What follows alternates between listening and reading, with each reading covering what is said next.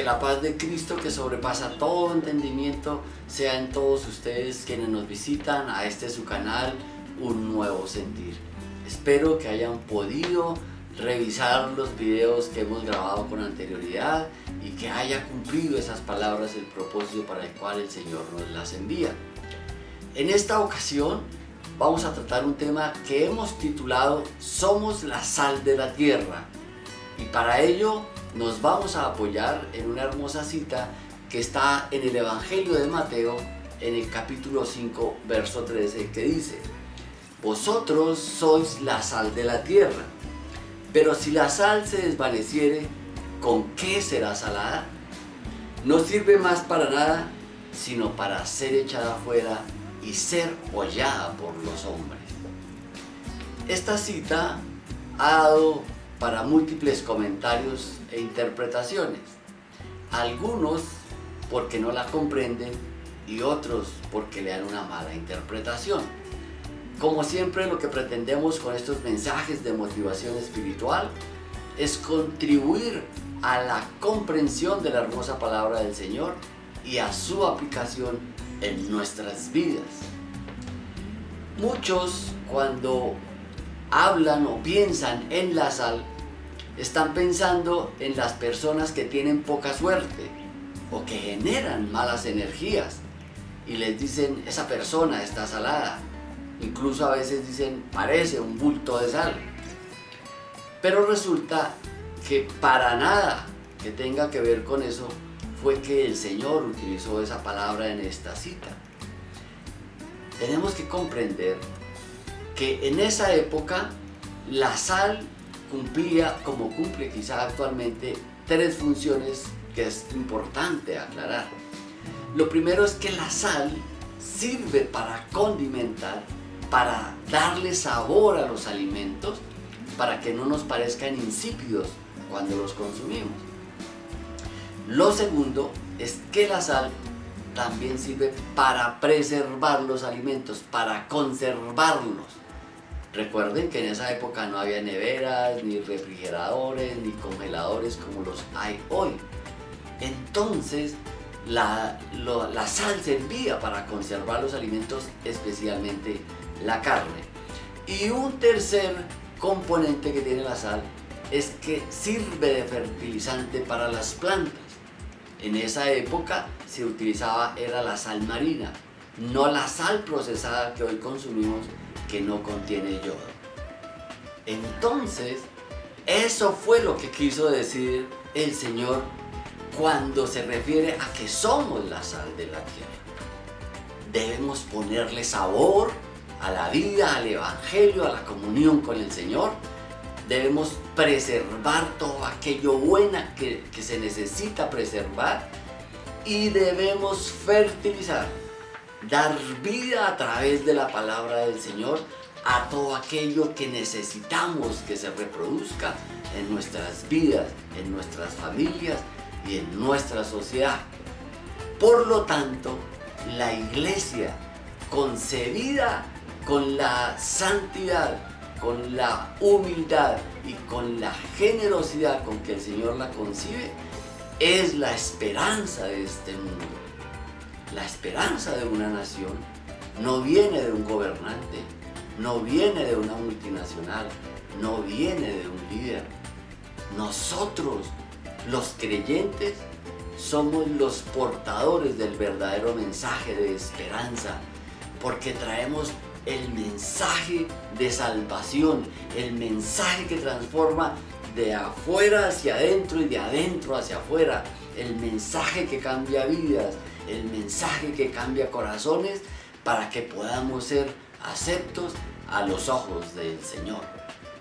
Entonces, si somos portadores del mensaje de salvación, si somos la sal de la tierra, debemos cumplir tres características o tener tres condiciones que nos ayuden a cumplir esta labor. La primera la hemos denominado un espíritu de servicio. Jesucristo lo dijo y quedó consagrado en el Evangelio de Marcos. Dijo: yo no vine para ser servido, sino para servir. Es decir, nos está el Señor enseñando que debemos servir a nuestro prójimo. Lamentablemente, para muchos, el servicio se convirtió solamente en la actividad que realizan en la iglesia donde se congregan, siendo diáconos o siendo los que reciben a quienes llegan, o dictan una clase, o dan una conferencia, o organizan un evento. Y eso está bien que se haga. Pero lamentablemente muchos tienen el cargo, pero no tienen el corazón, no tienen la disposición. El servicio es una actitud que nace del corazón, es una actitud de vida, de desprendimiento y de preocupación por nuestro prójimo. Recordemos que cuando el Señor le dijo a Abraham que lo bendecirá y que será bendición, estaba enseñándole parte de lo que el Señor quiere que hagamos con el servicio. Esta palabra muchas veces la usamos solamente para ser bendecidos, para pedirle al Señor, dame más, dame bendiciones, Señor. Muchos pasan la mayor parte del tiempo en presencia del Señor es pidiendo para sí mismo, pero se nos olvida la segunda parte, que nosotros somos instrumentos para bendecir a otros. Y bendecir a otros significa acercarlos a las cosas del Señor, al reino de Dios, a su palabra, a sus mandamientos.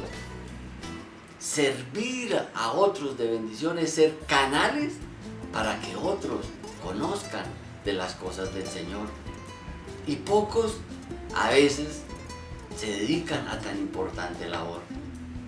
Muchos no lo hacen por cualquier circunstancia, pero no debemos olvidar que eso es lo que busca el Señor cuando nos invita a servir, a que atraigamos a otros a su reino. Es la mayor bendición que le podemos dar a una persona. La mayor bendición que yo recibí en mi vida fue cuando alguien, un generoso, un ángel enviado por el Señor, me compartió a mí de las cosas del Señor. Para mí nunca era en mi vida pasada siquiera pasar por mi mente la idea de estar predicando, de estar compartiendo las cosas del Señor. Nunca pasaba por mi idea leer la Biblia, entenderla y comprenderla. Pero cuando esa persona me compartió, algo ocurrió en mi vida. Él sembró la semilla. Luego ya yo tuve la responsabilidad de cuidarla y de hacerla crecer. Eso es todo lo que nos pide el Señor. Que seamos esos sembradores de su preciosa palabra en el corazón de otros. Lo demás, el Señor se encargará de hacerlo. No es tanto el culto, no es tanto el conocimiento, por lo que muchos a veces se esfuerzan de la palabra del Señor para ser grandes teólogos, para ver si al fin algún día le comparten a alguien. No, Dios solamente requiere de nuestra disposición para hacernos instrumentos de su gracia, de su palabra. Pablo en el libro de Efesios tiene una expresión que se las voy a decir porque seguramente les va a ayudar como me ayuda a mí. Pablo amaba tanto a las almas que dijo: hijitos míos, por quienes vuelvo a sentir dolores de parto hasta que Cristo sea formado en vosotros. Eso quiere decir que debemos hacer nuestro mayor y mejor esfuerzo para que otros conozcan del Señor, del que cambia vidas. El apóstol Santiago en su epístola en el capítulo 5 dice: sepa que el que haga volver un pecador de su camino salvará de muerte un alma y cubrirá multitud de pecados. Dios nos está enseñando del beneficio de poderle compartir a otros del Señor, de acercarlo a su santo reino. Los animo a que se motiven, a que tomen la decisión y se atrevan a compartirle a otros de la misericordia que el Señor ha tenido para con ustedes. La segunda condición que debe tener un buen creyente para ser la sal de la tierra es tener un espíritu de adoración. En el primer libro de Samuel, en el capítulo 15, en el verso 22, el Señor dice: se complace el Señor tanto en los holocaustos y víctimas como en que se obedezca la palabra del Señor. Ciertamente el obedecer es mejor que los sacrificios y el prestar atención que la grosura de los carneros, porque como pecado de adivinación es la rebelión y como ídolos e idolatría la obstinación. Por cuanto tú desechaste la palabra del Señor, Él también te ha desechado para que no seas rey. Esta palabra se la estaba dirigiendo el profeta al rey Saúl por haber desobedecido las órdenes del Señor. Y pretendía tapar su desobediencia ofreciéndole sacrificios al Señor. Dios se complace más en que obedezcamos su palabra, en que vivamos bajo su palabra, más que en los sacrificios que pretendemos ofrecer. Lo que ha ocurrido es que confundimos la adoración que le estamos tributando al Señor con la alabanza. Creemos que adorar al Señor es estar cantando las canciones que nos aprendemos de diferentes artistas. Creemos que alabarlo es cantar y adorarlo es cantar más despacio, con menos bulla, con menos instrumentos. Pero la verdadera adoración que el Señor nos está reclamando es pasar más tiempo en su presencia. La verdadera oración tiene humildad y obediencia a su palabra. La verdadera adoración es ser semejante al Señor. Cuando pasamos más tiempo en su presencia, nos hacemos más semejantes a Él. Él nos puede usar, hacernos sus instrumentos. Cuando pasamos más tiempo a Él, más nos parecemos a su comportamiento, a sus deseos, a su voluntad, a su propósito, a su santidad. Así que la verdadera adoración es estar mucho más tiempo en la presencia del Señor. Una tercera condición que necesita un verdadero creyente para ser la sal de la tierra es tener un poco de locura. Me explico. En la primera carta a los Corintios, Pablo dice en el capítulo 1: porque la palabra de la cruz es locura a los que se pierden, pero a los que se salvan, esto es a nosotros, es poder de Dios para salvación. Y en el verso 21 agrega: pues ya que en la sabiduría de Dios el mundo no conoció a Dios mediante la sabiduría, agradó a Dios salvar a los creyentes por la locura de la predicación. Muchos consideran que quienes leen la Biblia o quienes predican el Evangelio están locos, que leer la Biblia es para locos, que leerla nos enloquece. Qué equivocados están. Lo que la verdadera palabra del Señor produce en nosotros es una locura santa, una locura porque todos conozcan de su gracia, de su amor, de su misericordia, para que todos se den la oportunidad de cambiar sus vidas, de reorientar sus destinos, sus hogares, sus familias. Muchos, por tener esas ideas equivocadas, no han comprendido lo que significa la cruz, donde el Señor dio a su Hijo unigénito para que todo aquel que en él crea no se pierda, mas tenga vida eterna. En la cruz del Calvario fue donde Jesucristo anuló toda condenación, toda acta de decretos que había contra nosotros, nos hizo libres y nos hizo aceptos a los ojos del Señor. Por eso es que para predicar se necesita un poco de locura. Una persona que está loca no está pensando en qué piensan los demás de él, qué dicen los demás de él. Una persona que no está cuerda no se preocupa por lo que los demás estén pensando de ellos o de él mismo. Quizá es a eso a lo que se refiere el Señor cuando utiliza la palabra locura. Necesitamos un poco de atrevimiento para ser los predicadores que el Señor quiere que seamos. Quitarnos un poco de esos miedos y temores que nos han estancado y nos han impedido hacer quizá lo que está ya en nuestro corazón, lo que hemos deseado hacer.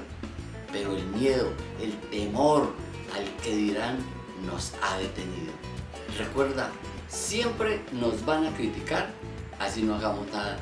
Entonces es mejor que nos critiquen haciendo lo que nos gusta, haciendo lo que Dios pone en nuestro corazón. Recuerda que la Biblia es un relato de gente ordinaria haciendo cosas extraordinarias. Dios quiere que seamos parte de su historia. Dios quiere que seamos instrumentos en tus manos, en sus poderosas y bendecidas manos. Atrévete, haz lo que has deseado hacer. Muchos no han llegado a otros niveles por el temor al fracaso. Recuerde que peor que muchos fracasos es haber hecho pocos intentos. Recuerde que todas las historias de éxito están compuestas de muchos capítulos de fracasos. Te animo a que te atrevas a hacer todo aquello que el Señor pone en tu corazón, por el bien tuyo, el de tu familia y el de nuestra nación. Recuerda, lo vimos en uno de los mensajes anteriores, que de lo vil y menospreciado se ha valido el Señor para humillar a los sabios. De lo débil del mundo se ha valido el Señor para humillar a los poderosos. Así que no te preocupes. Quizás estás pensando que no tienes nada para ofrecerle al Señor, que lo que tú tienes no vale nada para el Señor. Deja de pensar eso. El Señor puede usarte en cualquier momento. El Señor puede hacer de ti cosas que ni siquiera te has imaginado, que ni siquiera has soñado. Disponte, permite que sea el Espíritu Santo del Señor el que llene tu corazón, el que dirija sus vidas. Oro y le pido al Señor para que este mensaje toque sus corazones, para que el Señor los haga sal de esta tierra, para que este mensaje los haga vivir la fe, disfrutar de las preciosas bendiciones del Señor, disfrutar de esta vida, pero haciéndolo con integridad.